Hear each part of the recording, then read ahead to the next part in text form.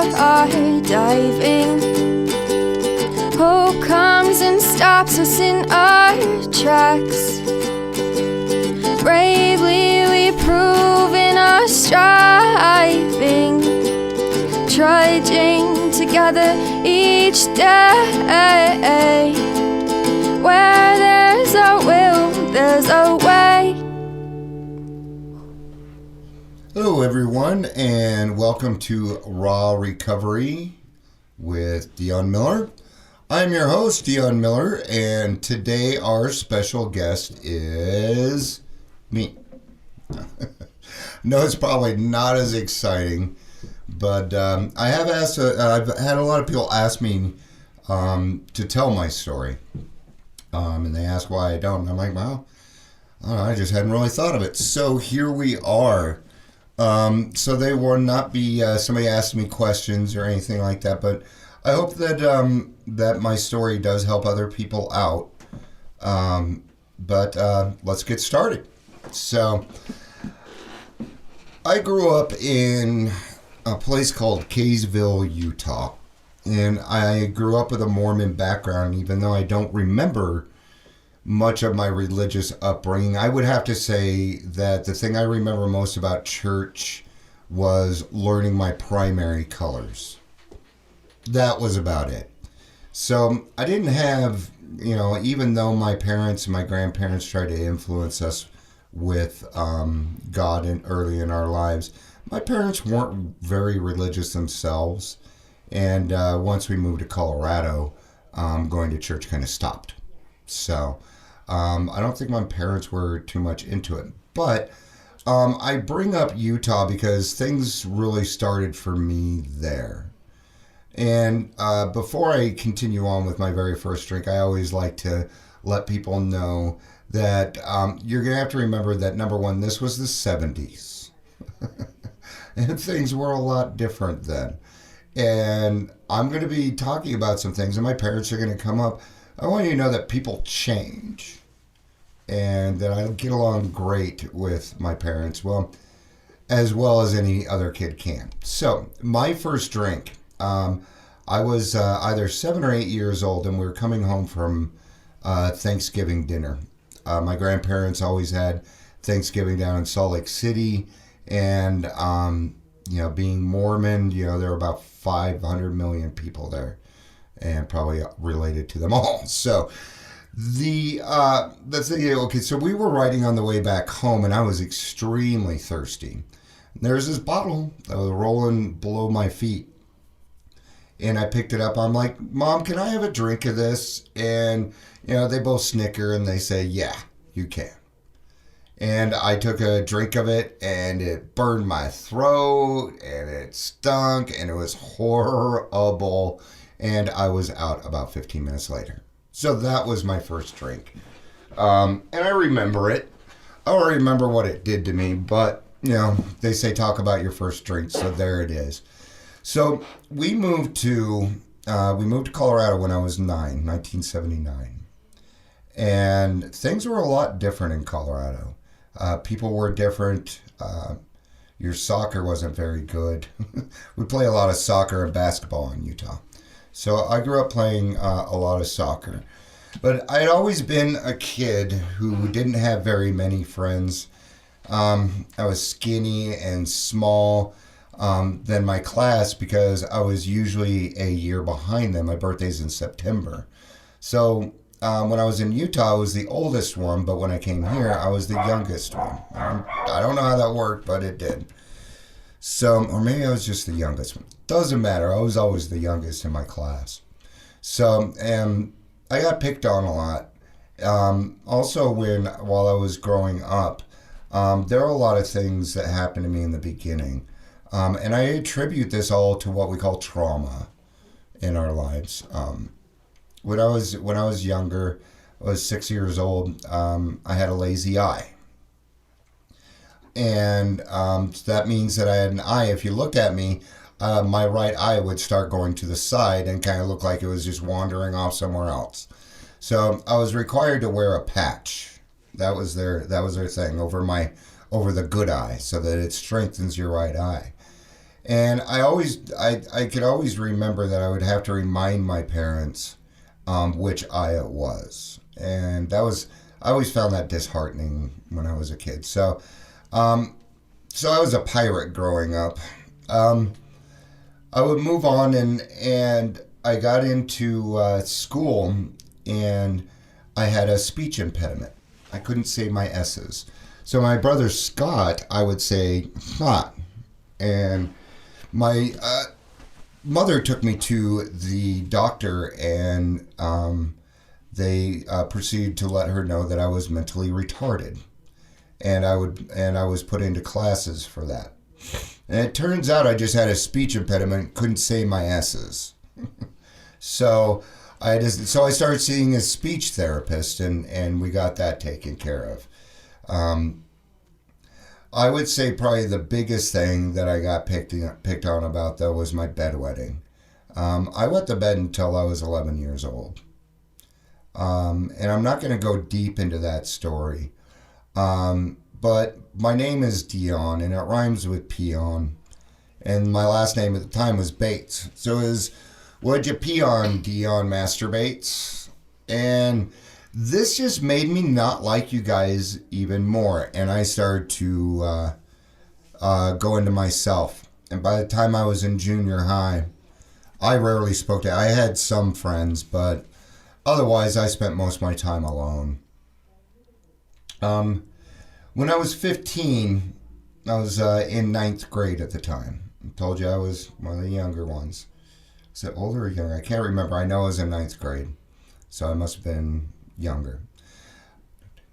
Man, when you're almost 50, it's hard to remember all of this. Anything back on it? No, I was 13.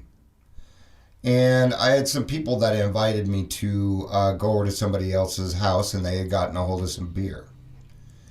And I went with them, because, just because, you gotta remember I was still a kid. So even though I didn't understand the fact that I didn't really find it fair the way people treated me, I was a kid and I still wanted to be popular. So I went with them and found the greatest gift I could ever find: alcohol. I started drinking, and I remember my mom picking me up, and I was trash, and she never knew, which always confused me. But I know when I got older, I figured out why, because she was drunk. So it was probably kind of hard for her to tell. But what happened to me during that time is what really matters. I suddenly became a different person. I was popular. Suddenly I had friends. Granted, they weren't true friends, but that, you know how it is when you're a kid. And my personality changed, and I became a different person. So much of a different person that by the time I was 15, my parents would lock me up in a place called Mount Airy Psychiatric Center for my anger. My mom had just sobered up. I was 15. She had just gotten out of treatment and started making me go to Alateen, which is for teenagers whose parents are alcoholic. But she also knew that I already had a predisposition for alcohol, and I hated my mother for doing this. She didn't make any of the other kids go, but I would start going to AA meetings with her down at the Dragon's Den. If there was an Alateen meeting, I'd go across the street to the church, go to the Alateen meeting.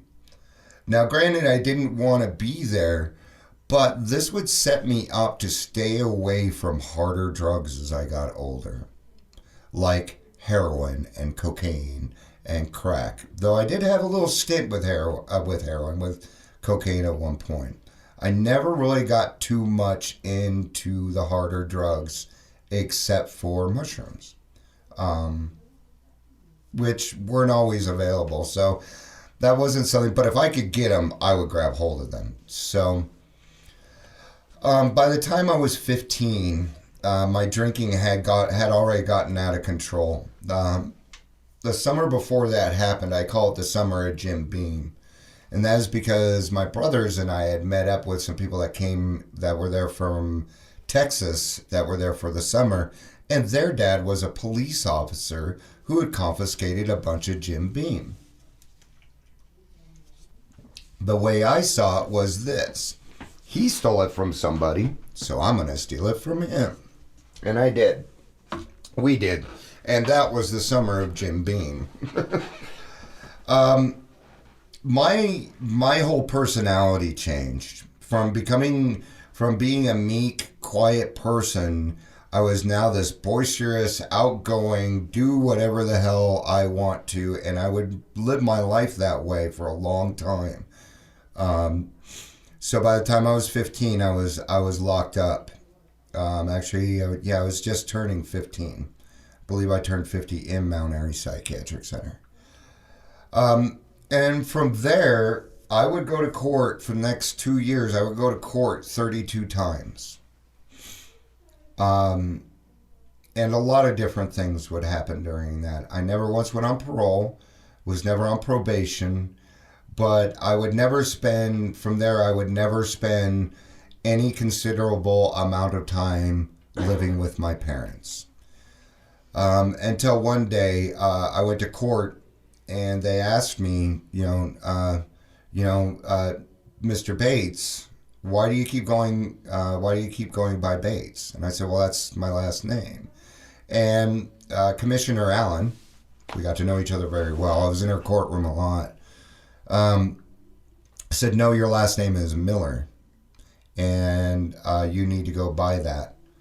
And I said, well, I'd like to change my name. She told me, well, once you are not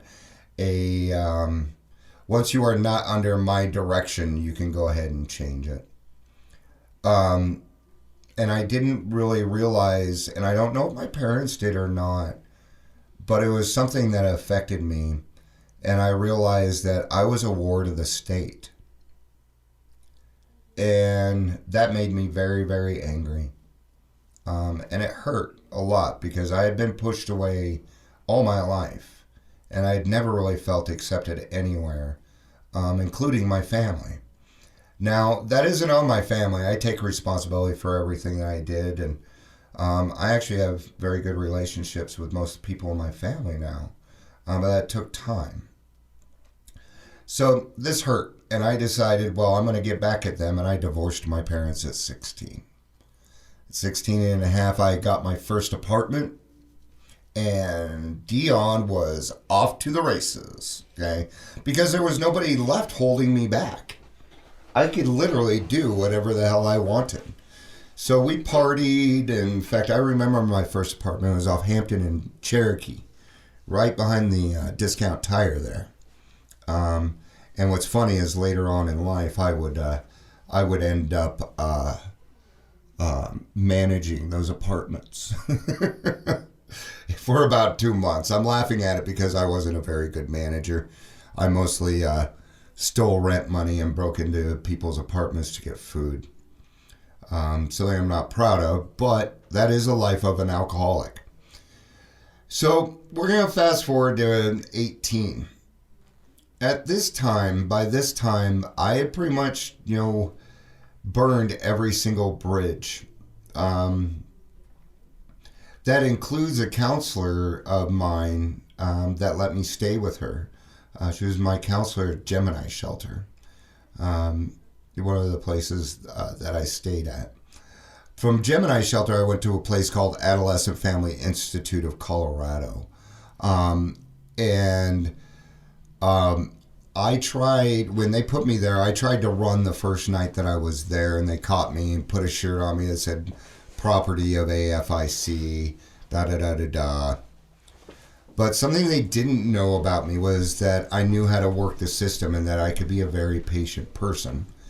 And I would eventually run from there, but I had some plans to run, and I had it set up, but then they said, hey, Dion, we're going to go White River rafting. And I wanted to go do that, so I figured I'd wait.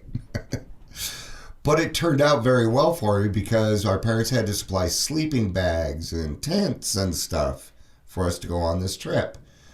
Well, that worked out to my advantage. And on July 4th, I took another guy with me. I convinced him to run, and we took off. We threw our stuff out the bathroom window. Then when it came to chores, we ran over the barbed wire fence. I threw a blanket over it. We crossed on over, grabbed the blanket, and they didn't know I was gone for 2.5 hours. I will get back to that story later on, because something happened later on. Now, by the time I turned 18, actually I was just coming up on 19. It was March 16th. March 15th, 1989. So I would have been 15. Ages don't matter. I'm gonna quit doing that to you guys. It's hard to describe it. So I was sleeping wherever I could at the time, and all my friends were tired of seeing me around.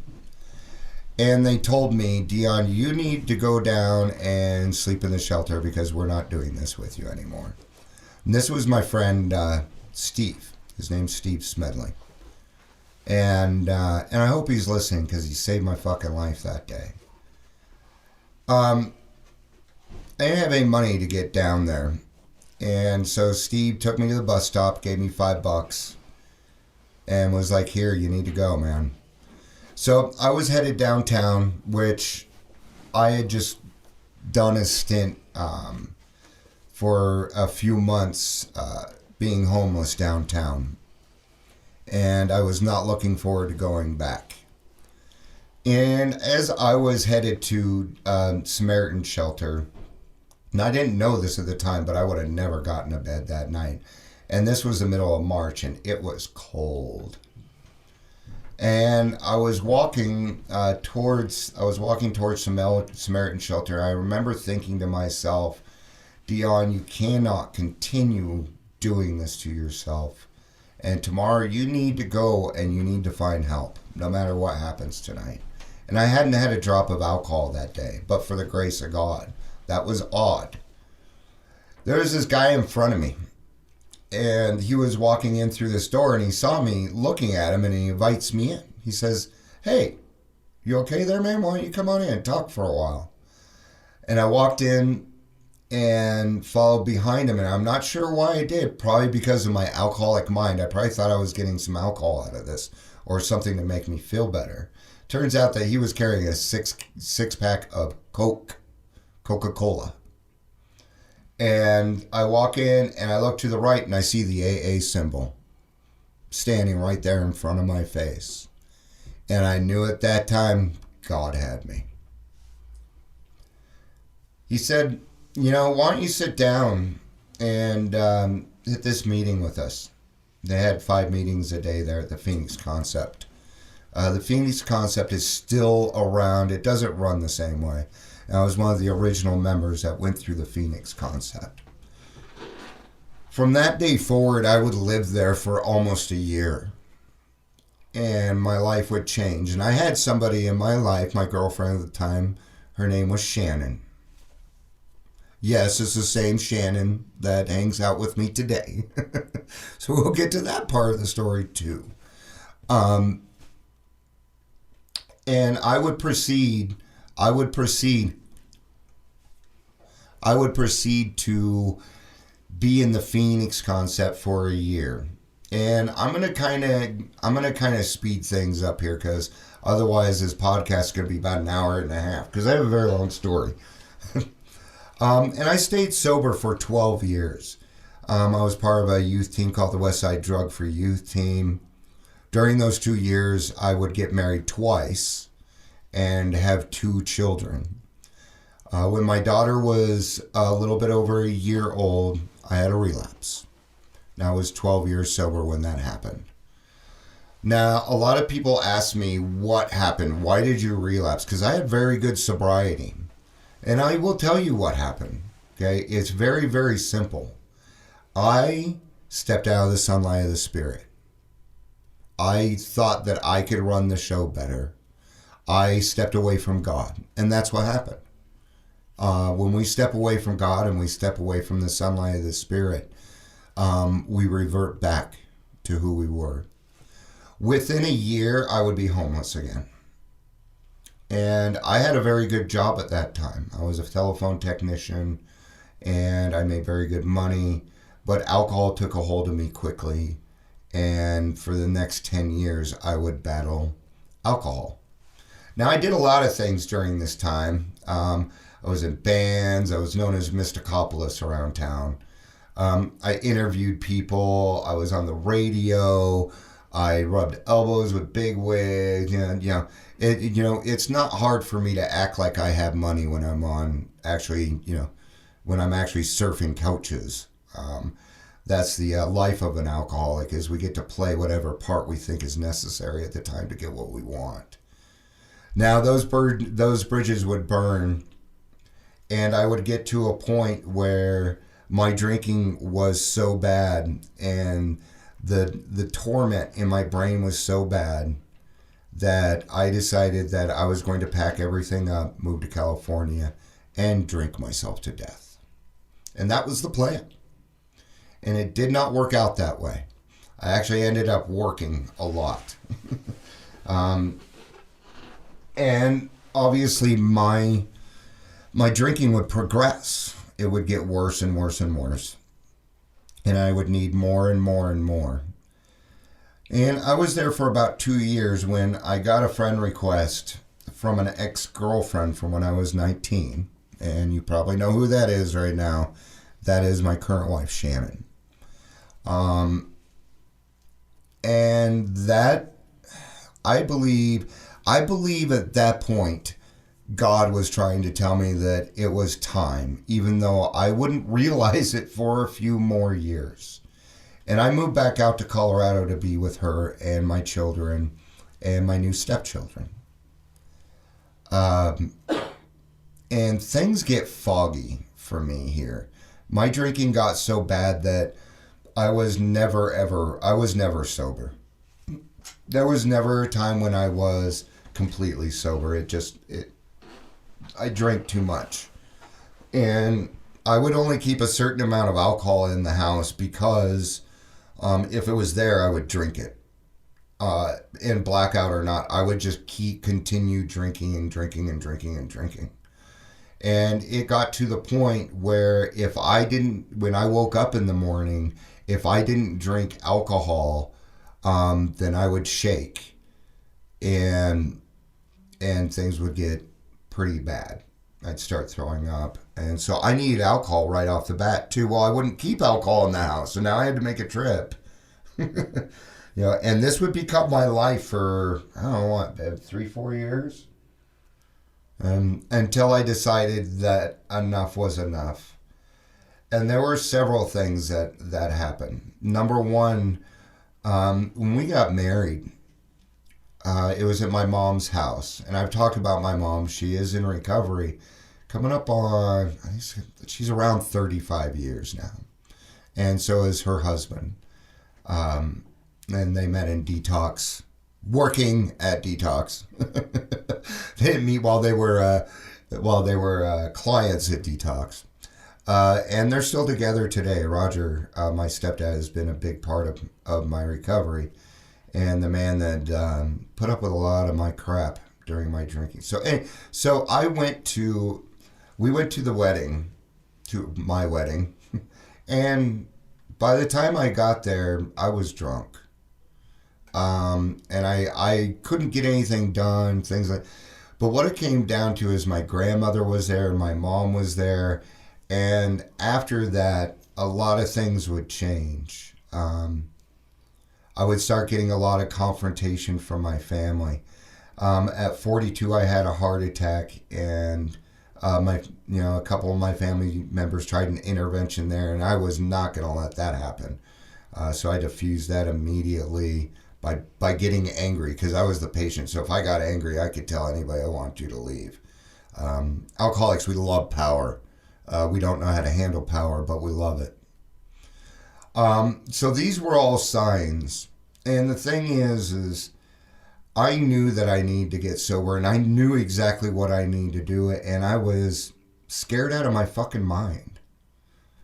And quite honestly, I didn't care about myself enough to get sober anymore. I wanted to die that way. I thought, maybe I'll just die as a martyr. Maybe somebody will get out of it. The problem with having a head full of AA and a belly full of alcohol is the thought process that goes through your mind when you try to quit drinking. And it becomes a living hell. It's like living with somebody else in your head, and they're winning all the time. It's like watching somebody destroy your life while you're sitting in the background, not being able to do anything. And I would sleep downstairs on the couch because I was afraid of what I would do. I didn't love myself at all. And I certainly didn't love myself enough to want help. So some things would change in my life. I would start getting physical with my children. At one point I locked myself in the garage and turned on the car to try and kill myself. I would do extreme things for attention. And, that just wasn't the life I wanted to live anymore. So I decided that I would start going to detox. But before then, I would receive a letter from my grandmother. My grandmother has been gone for a little while now, and I miss her. I love you, Grandma. And I don't share this often, but I'm going to share it today. And this is the note that she wrote me. And yes, it's written. And I don't know what it is about written notes that get me, but they always do. It goes, Dear Dion, I'm writing to you because I can express better in paper than I can orally. Which is true, because my grandma was a mean cuss. Now you know where I get it from. You're going to think I'm an interfering old lady, but I'm your grandmother, and I love you, and I care about what happens to you. So that gives me the right. Love it. Dion, will you please check yourself into a rehab center and get the help you so desperately need to lick this addiction you have. I'm not going to be here on this earth too much longer. And my dying, the wish, is to see you sober and living a happy and fruitful life with your wife and children. Well, that's all I'm going to say, so the rest is up to you. I love you, Grandma. Now, that's a very short letter, but to this day, it's still hard for me to read. And I have some good news. When she passed away, I was sober. They tell us when we come into the program that we need to get sober for ourselves. And I'm going to tell you something. I didn't get sober for myself. I didn't love myself enough. I got sober for my wife and children. Did it work? Well, I'm here. This is the way that I see it. I want my wife and my children in my life. So I did get sober for me. And it doesn't matter what reason you use to get sober. I don't give a fuck. Use it. If it's deep and emotional and makes you change your mind about drinking and living a better life, then use it. Because when it comes back down to it, isn't it for you also anyway? You know, I spent a long time learning how to love myself. And if it wasn't for the people in the rooms and my wife and my children and my mom and the people around me, even the friends that I have now sitting in this room, if I don't have them around, then I tend to fade away. So we need to have people in our lives. So I would spend the next 2 years going in and out of detox. 27 times I went. I tried to go to rehab. That didn't stick. But I kept going and trying and trying. And one thing that I just would not do is give up. I don't give up. And I wanted this more than I wanted anything else. And it seemed like the harder I tried, it seemed like the further away it went. And I'll tell you why. Because I was fighting it. I wasn't giving up. I wasn't saying, yo, God, it's all yours. And I wasn't letting it all go until I found a sponsor that would sit me down and tell me exactly how much I knew about being sober and what I was doing, and to be honest with me. And he was an old-timer AA. Well, not old-timer at the time, but the great thing about having a sponsor is that they pass on what other people have done. And if you look at my AA book, it is full of underlying and all sorts of things. So I had to actually become accountable for what it is that I was doing. And it wasn't until I became accountable to myself and to God, nothing changed for me. So that took a little bit of time. But for me, what it came down to was doing the work.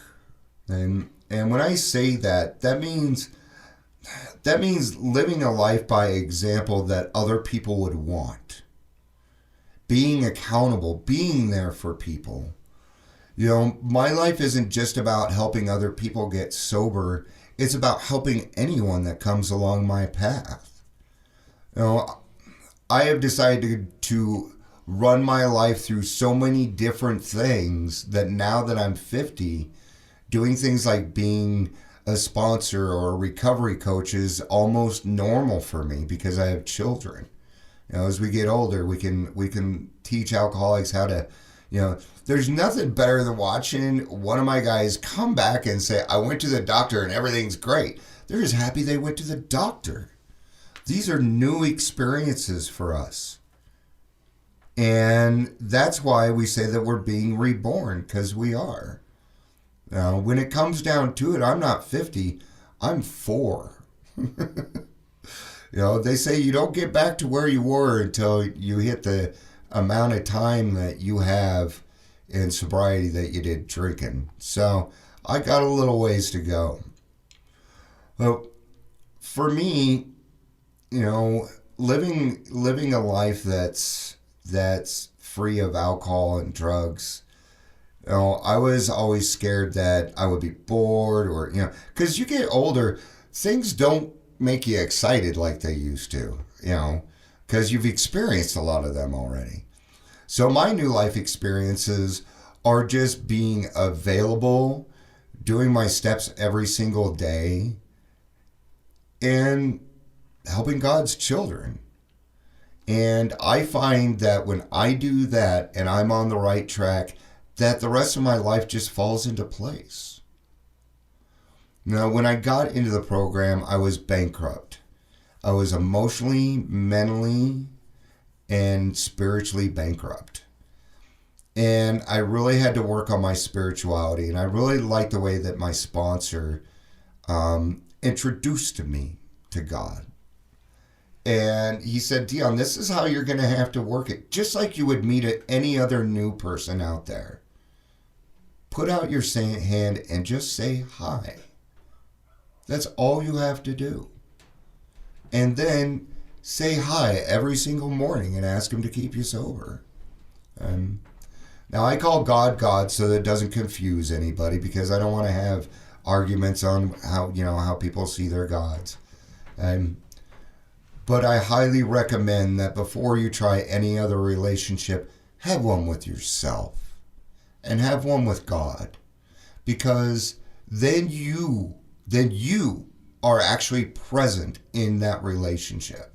You are actually there and available. So, all right, well, I am going to wrap this up, but I always end any kind of speaking I do with something from the Big Book. And this is the keys to the kingdom. AA is not a plan for recovery that can be finished and done with. It is a way of life, and the challenge contained in its principles is great enough to keep any human being striving for as long as he lives. We cannot outgrow this program, cannot outgrow this plan. As arrested alcoholics, we must have a program for living that allows for limitless expansion. Keeping one foot in front of the others is essential for maintaining our arrestment. Others may idle in a retrogressive groove without too much danger, but retrogression can spell death for us. However, this isn't as rough as it sounds, as we become grateful for the necessity that makes us toe the line, and we find that we are compensated for our constant effort by the countless dividends we receive. Those are the gifts that we receive from God from other people. I absolutely love it, and this is why we say, stick around till the miracle happens. When somebody comes up to you and says, hey, something you said in a meeting 2 years ago made me keep coming back. A complete change takes place in our approach to life. Where we used to run from responsibility, we find ourselves accepting it with gratitude that we can successfully shoulder it. Instead of wanting to escape some perplexing problem, we experience the thrill of challenge and the opportunity it affords for another application of AA techniques, and we find ourselves tackling it with surprising vigor. The last 15 years of my life have been rich and meaningful. I've had my share of problems, heartaches, and disappointments, because that is a life. But I've also known a great deal of joy and peace. That is a handmaiden of an inner freedom. I have a wealth of friends, and with my AA friends, an unusual quality of fellowship. For to these people, I am truly related. First through mutual pain and despair, and later through mutual objectives and newfound faith and hope. And as the years go by, working together, sharing our experiences with one another, and also sharing a mutual trust, understanding, and love without strings, without obligation, we acquire relationships that are unique and priceless. There is no more aloneness, with that awful ache so deep in the heart of every alcoholic that nothing before could ever reach it. That ache is gone now and never need return again. Now there is a sense of belonging, of being wanted and needed and loved. In return for the bottle and a hangover, we have been given the keys to the kingdom. Thank you, everybody, for being here and being a part of. Everybody's story is important. If you would like to tell your story, please reach out to me, and let's get you on. In the meantime, thank you, everybody, for being here. I love you all. Peace out, and have a day.